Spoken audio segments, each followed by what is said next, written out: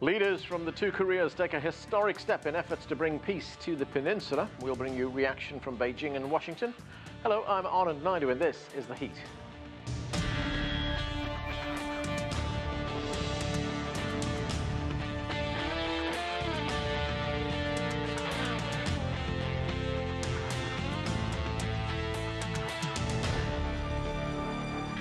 It was a remarkable moment when DPRK leader Kim Jong-un met with Republic of Korea President Moon Jae-in Friday in the Demilitarized Zone for the Inter-Korean Summit. The leaders at times acted like old friends and pledged to work for the denuclearization of the Korean Peninsula and pursue talks with the United States and China to bring an official end to the Korean War. Kim Jong-un and I have declared that there will be no more war on the Korean Peninsula and a new age of peace has begun. We will make efforts to create good results by communicating closely in order to make sure our agreement signed today before the entire world will not end as just a beginning, like previous agreements before today. We begin our coverage with CGTN's Jack Barton from the Demilitarized Zone. And Jack, the talks between the two leaders were historic but short on specifics. What was accomplished and what comes next? Well, a lot was accomplished, even if it was in broad terms, particularly for the Korean people here. The denuclearization deal is really the international headline grabber, and it's very important here. It's the #1 issue, but almost on par with that would be this commitment to seek a peace agreement that could finally end the Korean War, that sort of major hostilities ending back in 1953 with an armistice, a ceasefire, but that's it. And that would enable them to start demilitarizing the heavily militarized demilitarized zone, which you'd be able to see behind me if it weren't for the mist this morning.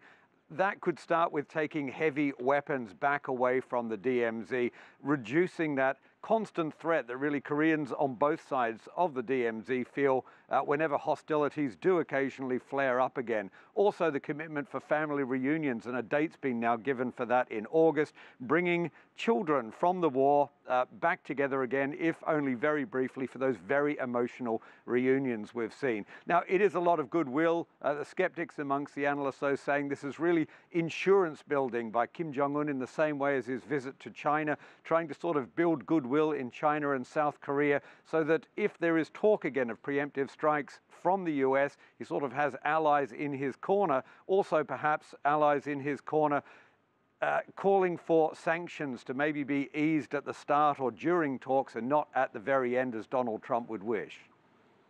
Jack, prior to this summit, the DPRK suspended some of its missile tests and shut down one of its nuclear sites.